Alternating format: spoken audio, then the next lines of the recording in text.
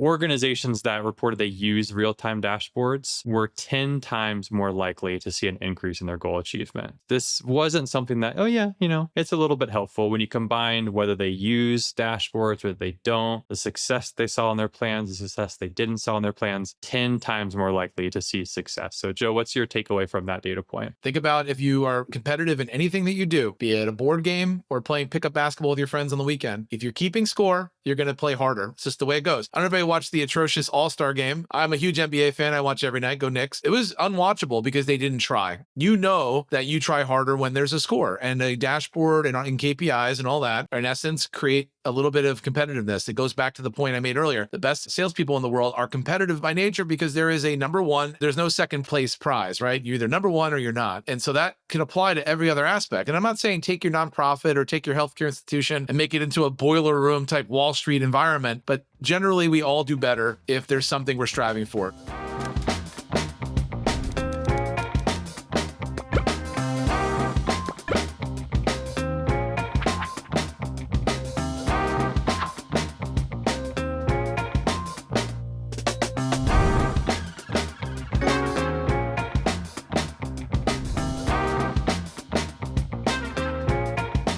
Welcome in, everybody, to another episode of The Strategy Gap. We've got a fun one in store today, a little bit different than our typical conversations. One thing you'll notice is we have no guests today. It is just going to be Joe and I.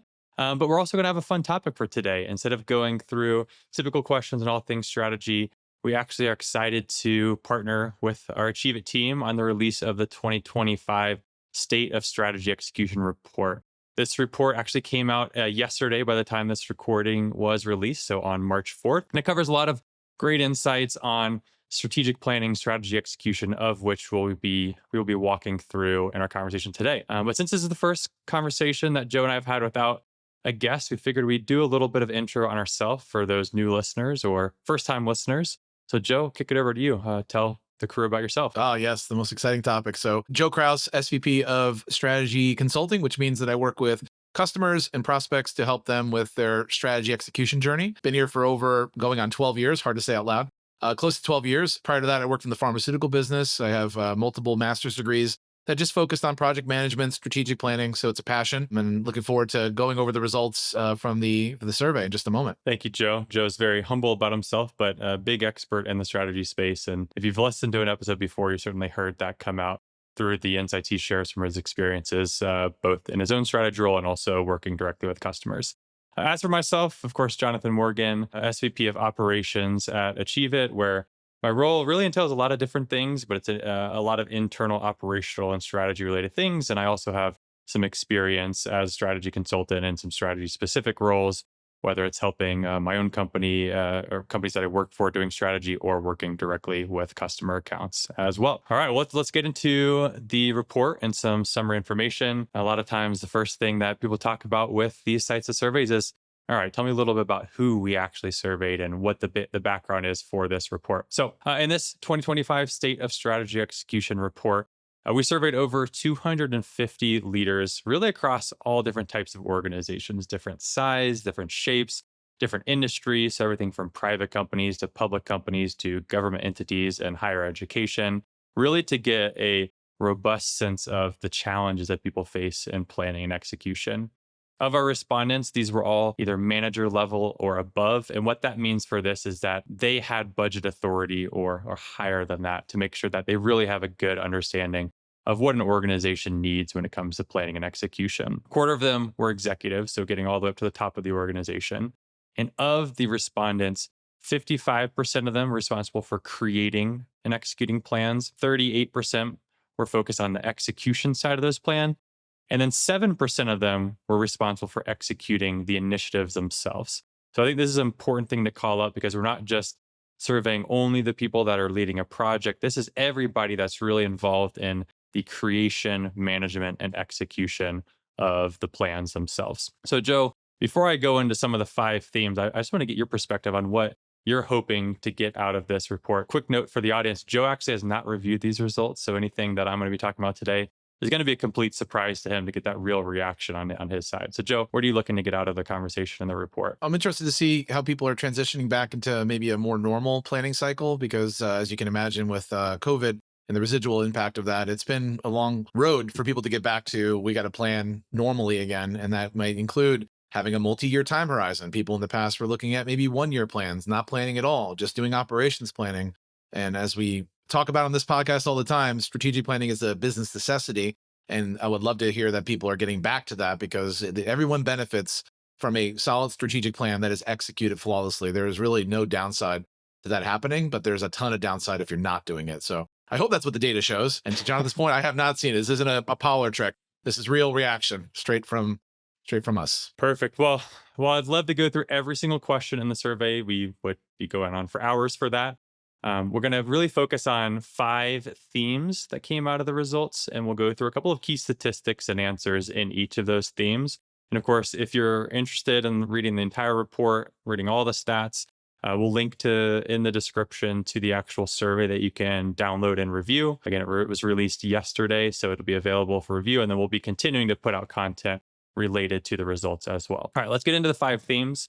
So as a whole, of course, a lot of good information here on planning and execution, but the 5 things that stood out the most is, first, strategic success hinges on vision, tracking, and leadership. Second, consistent updates significantly increase the chances of hitting your growth targets. Number 3, successful strategic execution demands alignment and clear visibility. Number 4, strategic plan success depends on regular evaluation and ROI measurement. And number 5, technology enables strategic success by improving alignment and tracking. So Joe, I went through those fairly quickly, but I see you jotting down notes over there. Any immediate reactions from you going through those 5 themes? The regular evaluation one is something that I'm hearing pretty much on a daily basis with folks that are maybe evaluating AchieveIt, or folks that are already part of the AchieveIt family and our clients.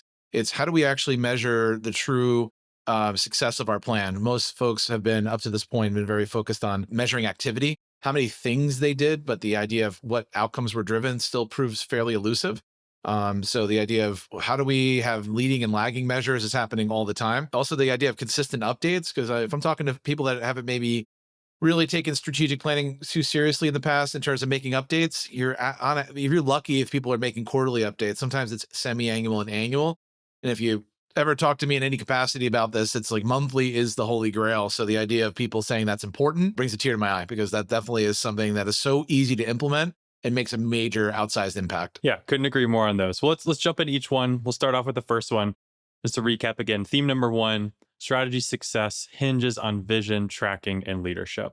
So with this particular theme, one of the important questions we asked that led us to this is, what do you believe are the top reasons that strategic plans fail? There's a variety of responses, but if I look at the top 5 responses, number 1 is lack of leadership. Number 2 is unclear objectives. Number 3 is poor time management. Number 4, insufficient resources. And number 5 is inadequate communication. These are all very distinctly different things, but when you break them down into like what actually causes them, they really do point back to that theme. Is these are all things that leadership is responsible for in setting the tone for how an organization should plan and how they should execute that plan, right? Maybe people want to point that, oh, this is leadership's fault, but these are organizational and culture elements to build in. How do you set clear objectives? How do you have leadership that continues to focus these forward? How do you enable people to manage their time in these strategies and initiatives? How do you give people the resources? And then 5th, how do you continue to communicate those to the company and to the organization? So Joe, what are your thoughts on those responses for why plans fail, and how does that map up in your experience? Yeah, it's an easy scapegoat to say leadership, but honestly, that's the group that's usually making the plan. So if you're going to blame a group, that's probably a pretty easy group to blame. So leaders listening to this, I mean, it is you. You're not asking your teams to make a strategic plan for the org. So if a plan doesn't get off the ground, there's usually a bit of root cause. I was talking with a group that was potentially looking into using AchieveIt, and they were using a specific planning methodology that has very specific ways to do things. And I was asking them, like, well, they said it didn't work last year, and we're just looking for a new way. And I was like, okay, for that planning methodology, here are the 6 or 7 things that you need to have in place for it to be truly that methodology. And they weren't really doing any of the 7. And so it came down to me basically saying to myself, that's not necessarily, you're not really planning in a way that's going to then get a reaction from your team. So ultimately, yes, leadership needs to make it a priority, and then also like be very clear about how you're going to plan. There's about 15 or 20 different planning methodologies you can choose from: balanced scorecard, OGSM, OKRs. Pick one that makes the most sense. I love the idea of simplicity over some sort of complicated thing, or whatever ends up being complicated for people to understand. And at that point, once you have that, you have to sit in a room with your other leaders and say, where the heck do we want to be when we grow up? Let's call it 5 years, right? So big question always is, how long should our plan be? 2 to 3 year plan with annual lookbacks is definitely my go-to, but a 5 year vision is definitely very doable. I mean, that's not that far away. I think people overestimate what they can do in a year, but underestimate what they could do in 5. I forgot who said that, but I'd love to give them I credit. heard that. I think it was from a TV show the other day. I heard Yeah, the it might have same been exact something. thing. It's definitely out there. Who knows? I'm on social media too much, but it's probably on LinkedIn every day. But the idea, it really is like, if you set a 5 year vision, that seems like, oh, what do I know I'm going to do in 5 years? It'll be here in a second. So here's where we want to be in 5 years. How are we then going to incrementally make progress towards it? That's where the plan comes in.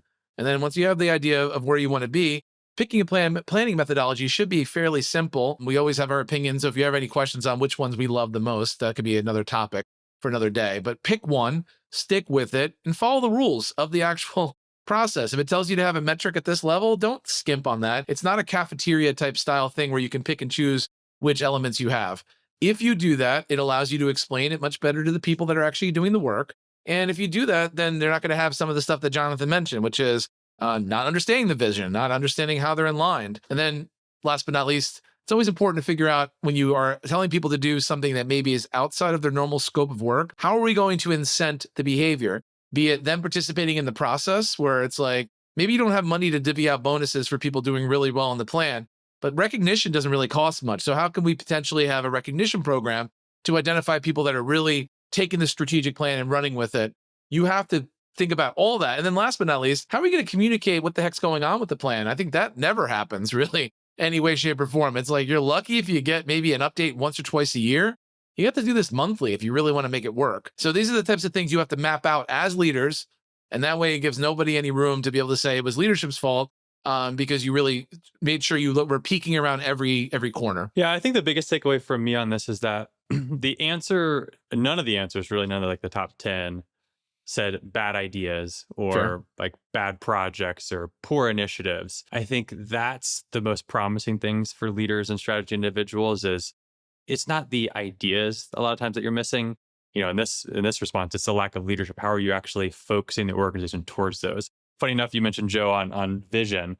Another question we asked was related to that, and 91% of the respondents said a lack of strategic vision is a key reason that plans fail.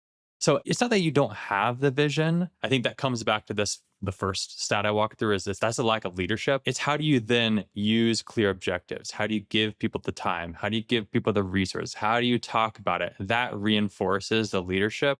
That reinforces the vision that you already have. You're just not talking about it enough. And if you really want to make this down, I like examples. And every time you listen to our podcast, we try to bring in like stories of the day. And like, what does like lack of vision look like? Think of any brand that maybe you decided, I don't go there anymore because things are just different. I don't go to Starbucks anymore because there's never a chair for me. I don't go to McDonald's because it costs $48 for my family to eat, or I can just go to Chili's and get a meal for 14. These are the types of reckonings that a lot of companies are coming to grips with. You're seeing Starbucks do a complete repivot on like why it's important to spend $8 for a latte and what it makes you feel.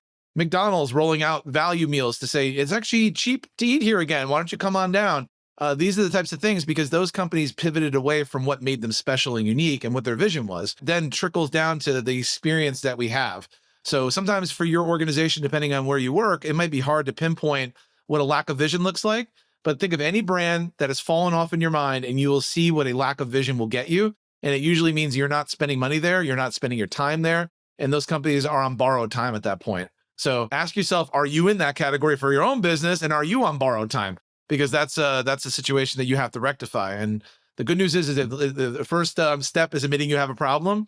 This is a good time to maybe ask yourself, are we true to our vision? And if not, let's take steps to fix it. Love it. All right, let's move on to theme number 2. Reminder on that. Theme 2 is consistent updates significantly increase the chances of hitting growth targets. I think overall, that makes obvious sense. Well, yeah, no duh. Absolutely. We keep getting updates. We keep hitting our growth targets. But what I found interesting about the responses that related to this, around updating and accountability is that there's a big polarity in what people said and what they actually did. So I'll kick it off with a couple of pieces of information here. The first is 66%, so roughly two-thirds of the respondents believe that consistent updates significantly increase the likelihood of hitting their targets. So that's the theme. That makes absolutely sense. However, when you talk about what are you actually doing, only 56%, so barely over half, use KPIs or metrics to keep their plans on track. And even lower, only 40% use it to hold their employees accountable for progress. And then roughly 55% use status updates or regular check ins for progress. So, Joe, my question to you is two-thirds of leaders are saying it's important, but half to less than half are actually doing it. Talk to me about how that even makes sense. Because the idea of it and the actually doing it are two different things. I think we all agree more communication is better until you're the one that has a bad update to give, right? Everyone thinks this is great until their project's the one in the red, and they're the one that's going to be called on the carpet. So it goes back to leadership originally, where the reason why people feel this way is because you probably gave them a reason to feel that way. Either maybe it wasn't you, I'll give you some credit. It might have been a previous job, a little PTSD from previous roles where they were told, I want the truth. Give me what's really happening on the ground. And they did, and they were punished for it, either admonished in front of a group or it limited their career trajectory. People are skittish on making status updates. It's the same reason why they don't want to pick KPIs. A KPI puts a target, a scoreboard. This is the reason why salespeople are some of the highest paid people in the world, because they literally walk around with a scoreboard over their head all the time. And if you ever talk to a salesperson at the end of the month or the end of the quarter, you can get a sense of why they make that money. They're under a extreme duress at all times. That doesn't always translate to every other functional area. And so it's a little weird for folks to have the idea of a scoreboard. But if we're talking about the reason why we're all here, we have to score if what we're doing is making an impact. So it's your job as leaders to really have that conversation and realize some functional areas might have more scores they're tracking over their head, but everybody has to have at least one. And if you say I can't be tracked or I don't have somebody that could be tracked, if you ask the 5 whys, you'll find something. There'll be something that you can track in the short term and in the long term. And if you're not being intellectually honest and you're saying you can't, at least be honest with it and say you don't want to do it versus it can't be done. So let's put that out there. And then it's how you react when somebody marks something red or yellow. Are you going off the rails? Are you getting crazy with that person to say like, I can't believe you did that in front of my boss? You have to get that clear. So what I would recommend is if somebody on your team marks something yellow or red, go above and beyond and really saying, thank you so much for doing this. You don't have to get crazy with it, but at least highlight the fact that they're not being punished and that they're actually being rewarded for honesty. And more importantly, that's like the minor thing. The bigger thing is stopping a small problem from becoming a bigger problem. That's the bigger thing here by being honest. To answer your question, that people are just generally scared about having the spotlight shine on them because many functional areas, that's not the norm. It's more project-based, here's what I got done versus a scoreboard. Yeah, I think for me, the positive thing out of this area is that it's confirmation largely that gone are the days where, a plan just collects dust on the shelf, is the old adage, where we create it, it sits on the website, we have this big offsite retreat, and then we don't actually do anything with it. At least we're seeing, hey, we're consistently getting updates. I think the disconnect is still how are you getting those updates, and how are you marrying quantitative with qualitative information? There's a lot of organizations that are still out there where their consistent updates is sitting around a big table or a virtual table and giving updates, and that's how they're tracking their plan. Maybe it can be effective, but where you see the most effectiveness and the most impact is when you can say, these are our updates, but also these are the quantifiable items that we're measuring success based off of. And this tells us if we're moving the needle in the right direction, right? Just like if we're an individual, we always use example in our New Year's resolution. Maybe we're still going with it here in February. We want to be a healthier person. You're not just going to wake up one day and say, yeah, I feel healthier. You're going to have metrics that are hopefully tracking yourself towards those health goals or those fitness goals or financial goals or whatever the case may be. So hopefully listeners and readers of this report can recognize that and say, you know what? We are doing a good job getting updates, but those updates aren't tied to tangible results. And maybe we're not actually doing anything with those updates. And for those that you are still unconvinced, like, oh, we don't need that, do those types of updates for our strategic plan. Go talk to your project management friends. Ask them if they would work on projects without a tracker or real key milestones or budgets or KPIs. I mean, they live and die by that tracker. Why is that okay for that discipline, but not strategy? And I think you know the answer. Obviously, whatever project management principles exist, applying those to your strategic plan is never a bad thing. It's not going to be as complex because project management does need a little bit of more detail than a strategic plan, but the basics should be there. Who's responsible, by when, and how often do I want to hear from them? And if well, I'll say it again, monthly. You want to hear from them monthly on your strategic plan. Great. Well, before we move on to the next theme, one stat to leave with here on this area is 79% of companies that are relying on manual data collection for these updates say it takes them longer to respond to strategic shifts. So think about that. How can you automate these updates? How can you get quicker responses so that you can move more quickly for your results? All right. Theme number 3, successful strategy execution demands alignment and clear visibility. I think a lot of people, again, understand this in principle, but it's how are we actually executing on it? So a couple of good stats to start out with. Only about a third of leaders feel their goals aren't aligned with departmental objectives. That was actually lower than I expected. I thought people would say they aren't aligned at all, but a good majority of people are aligned with departmental executive. However, on the other side, 3/4, 75% say that a lack of cross-departmental visibility hampers their ability to execute strategic plans effectively. So similar to the last theme, right? Large majority of people say that it cross-departmental visibility impacts their execution, but there's still a good portion of people that aren't aligned across their departments. What are your thoughts on that, Joe? Somebody I worked with in the past in a strategic planning capacity comes to mind. Names will be omitted to protect the innocent, but doing a strategic planning retreat with them, they were very adamant that every business unit should not see every other business unit's item. They were the same company, same everything, but this business unit that does this functional thing for this company shall not see the plan for this other functional area. The end result of that was a very big national issue of recalls and all sorts of fun stuff that some of the reasons were cited where the left hand didn't know what the right hand was doing. It's an extreme example, but that shows you like they really didn't have a great example as to why that barrier needed to exist, but they were adamant. And as a result, it led to pretty much an issue that is threatening their livelihood as a business because of it. And so that's an extreme example that we don't see too often, but it gives you a sense of why visibility might be important. At the other side of the extreme, it's like at a bare minimum, you want to know what everybody else is working on so that you're not repeating work. That happens a lot. Like, wait, you're implementing a CRM? We are. Like that type of stuff is so simple. That's not like mission critical. Yes, I understand losing money would not be a good thing for anybody. It's not going to make you go out of business, but it is still important. So ultimately, you chatting with your colleagues is good so that you are not duplicating efforts at just at a bare minimum. And at the extreme, it can allow you to spot business killing things that potentially will be creeping up because you're not communicating. So of all this, the low hanging fruit of things that you can do as a planner and as somebody as a leader is to not have the silos. Just to have everybody, at least a representative from each department, get together a few times a year to have a chit chat about what they're working on.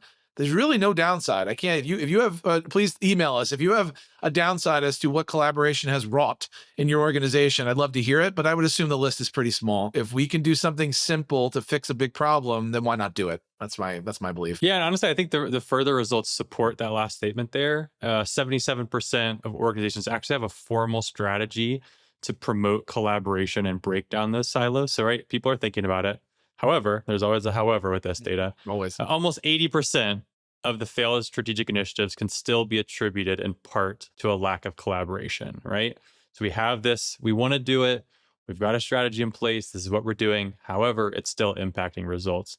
My take on that is I think a lot of people, you get into the whirlwind of the day to day and you're so focused that you don't have recurring meetings across teams, or you don't have regular touch points, or you aren't using those updates to talk to the other team members. I think people focus on let's break down these silos. That's a great objective. Probably the more near-term thing to do is let's just better connect these, right? There's still going to be walls for certain reasons.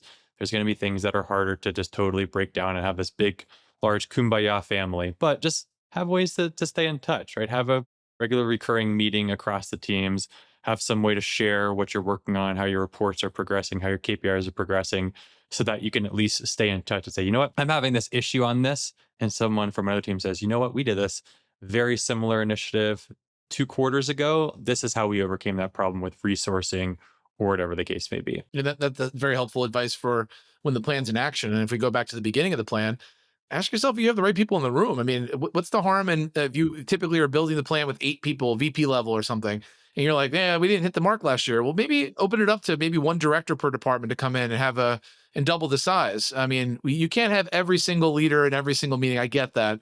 But if the goal here is to have alignment and to understand the plan, might be good to have some extra voices in there. And those are the future leaders of the company in theory too, right? Like from a succession planning perspective, them feeling connected, being part of the plan, being asked their opinion doesn't cost you anything. And meanwhile, they'll feel like they're at the table. And for our Hamilton fans out there, they want to be in the room where it happens, right? So that is not a bad thing. And once again, doesn't cost anything. The downside is you have extra people in the meeting, but the upside is you have a better plan and all your people are happy because they feel like they're connected. So I think if it's a pick a hand, you know which hand to pick. Couldn't agree more there. All right, well, we'll keep pushing along here.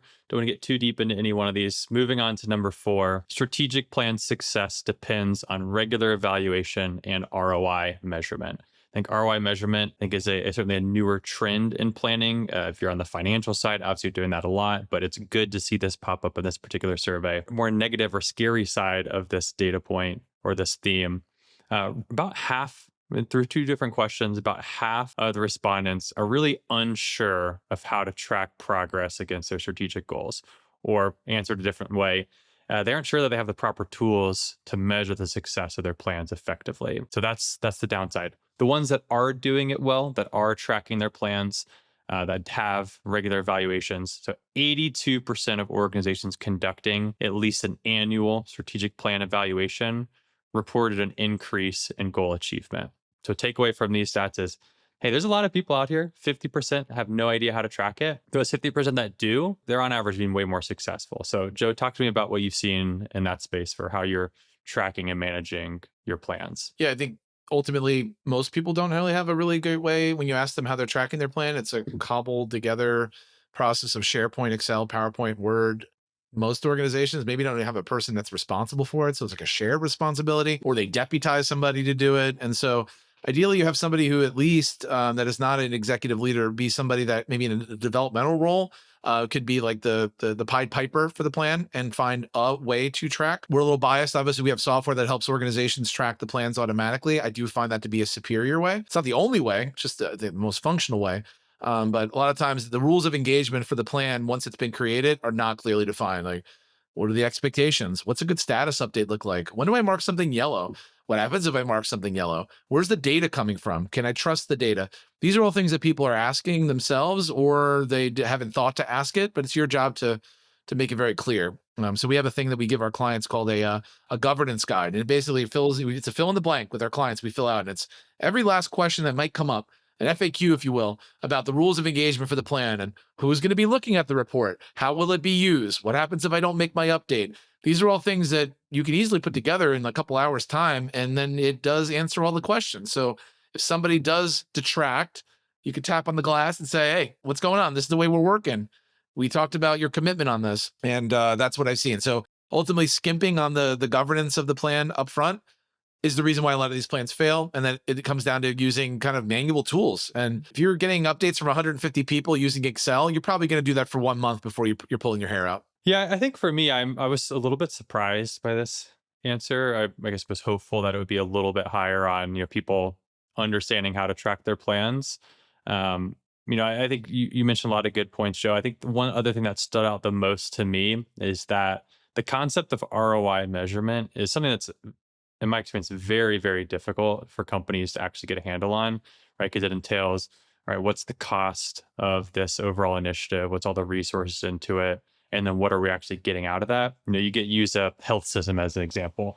You have very clear understanding of, hey, building this new facility is going to cost this much, and we're going to generate this much in either a revenue or improvements to our patient experience, where we will deliver for our constituents.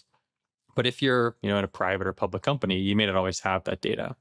The reason I call that out is because respondents that said they do integrate ROI measurement into strategic planning are 10 times more likely to see an increase in their goal achievement. So Joe, this, again, a little bit of a harder area, but what good things have you seen organizations do as far as how they can incorporate that ROI measurement into their plans? Pick a planning methodology that has a level in the planning breakdown that requires a metric. It's a good place to start, right? So if you're saying I'm going to build out a section of our plan, let's say it is healthcare and quality is the focus area. I mean, you have a variety of metrics you could track. So the goal here is not you're not tracking every quality metric. You're tracking the ones that are preventing you from being the best organization you can be, and that'll lead you probably to three or four that in an annual time period you can fix. Maybe it's stroke care, maybe it's preventable falls. You know what those numbers are, and you could benchmark those against where you need to be in order to be top tier, gold medal status, right? So you know what your baseline is. You have that today. If you're struggling with the target, use a benchmark, and then don't pick 50 metrics. Pick four. You'll probably only have the ability to impact four if you're lucky, right? So the idea of just because you have the data doesn't mean it goes into the plan. If the data goes into the plan, you're saying that these are the items that these are the metrics that need to be rectified, and here are the activities we're going to undertake, initiatives, projects, and that's it. So I've seen folks sometimes say, "Well, what about the other metrics?" Well, if you're not doing anything activity-wise, then you're just in there for no reason except for reporting. Reporting has its place. We're talking about strategic planning. So don't boil the ocean. Pick the critical few. And if you do that, the plan kind of comes together. I've seen a lot of folks take a decent amount of time, especially in healthcare, to get those critical few. But once they do, the light bulbs go right off. Oh, okay, got it. Oh, I mean, go right on. Sorry, not off, on. The light bulbs go on, and they go, okay. So everything I should be doing should be focused on these four things. And if I can't draw a bright line to my activity impacting preventable falls in this case, then I probably shouldn't be doing it. Is that right? And you go, yes, that's exactly right. And so it's time well spent. And that's exactly how I'd recommend doing it. Perfect. Well, let's move on to number five. Number five, technology enables strategy success by improving alignment and tracking. So before we go through this, I just want to promise this is not a layup to everything being about AchieveIt. This is more focused on how are you measuring plans through dashboards, through systems, through reports, as opposed to the old-fashioned way of sitting around a table or updating an Excel spreadsheet or updating a Word doc, whatever the case may be. So for me, there was a lot of good information here. The one that stood out the most is that the concept of real-time dashboards. These are dashboards that, as data comes in or as updates come in, it gives you a sense of how the plans of progress are progressing. Organizations that reported they use real-time dashboards were 10 times more likely to see an increase in their goal achievement. So this wasn't something that, oh yeah, it's a little bit helpful when you combine whether they use dashboards, whether they don't, the success they saw in their plans, the success they didn't saw in their plans, 10 times more likely to see success. So Joe, what's your takeaway from that data point? Yeah, we keep using the word dashboard because that's the technical term, right? Because that's what it is. But the other word would be scoreboard. Think about if you are competitive in anything that you do, be it a board game or playing pickup basketball with your friends on the weekend. If you're keeping score, you're going to play harder. It's just the way it goes. I don't know if anybody watched the atrocious All-Star game recently. I'm a huge NBA fan. I watch every night. Go Knicks. It was unwatchable because they didn't try. You know that you try harder when there's a score, and a dashboard and KPIs and all that, in essence, create a little bit of competitiveness. It goes back to the point I made earlier. The best salespeople in the world are competitive by nature because there is a number one, and then there's no second place prize, right? You're either number one or you're not. And so that can apply to every other aspect. And I'm not saying take your nonprofit or take your healthcare institution and make it into a boiler room type Wall Street environment, but generally we all do better if there's something we're striving for. To Jonathan's point earlier, if I'm trying to lose 10 pounds, knowing that I lost 10 pounds is an extremely motivating thing. So don't think of it as a bad thing. And most of the time people think of the negative side, which is what happens if I don't hit my target? I'll look bad. Well, what happens if you hit your target and you prove that you made a nice impact? Like that's a good thing. And there's really no downside to it. And most of the time, if you didn't hit a target or a number, it's not because you didn't try, and maybe you picked the wrong things, or the market conditions change, or your hypothesis needs to be updated. But at least you are then chasing the good, the bad after the good. You're not going and doing the same thing over and over again. So you owe it to yourself to do these tracking, this tracking exercise. And most of the time, it's all upside, very limited downside. Yeah, and I think one of the good things, I don't have the exact stat on my hand right now, but most people actually reported, I think it was over 60%, that they are using some form of dashboards. One thing I'll caveat with that, and in my experience, what I've seen a lot of organizations struggle with is what is the lens that we're looking at this dashboard, right? So to Joe's point, you need to have a scoreboard, you need to have a way you're tracking. But I find a lot of people, they're just all focused on the stats, right? I'm also a big sports fan.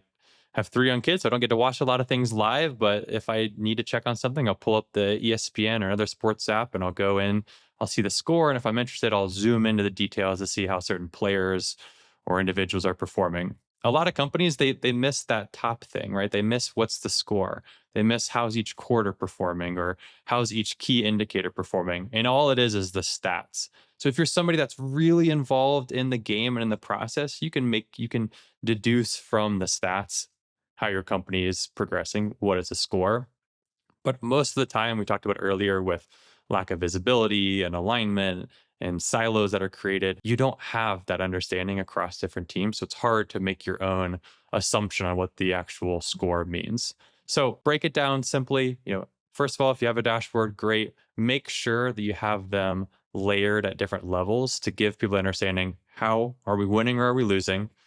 If we're winning, great. Who can we celebrate or what are areas we can continue to prove?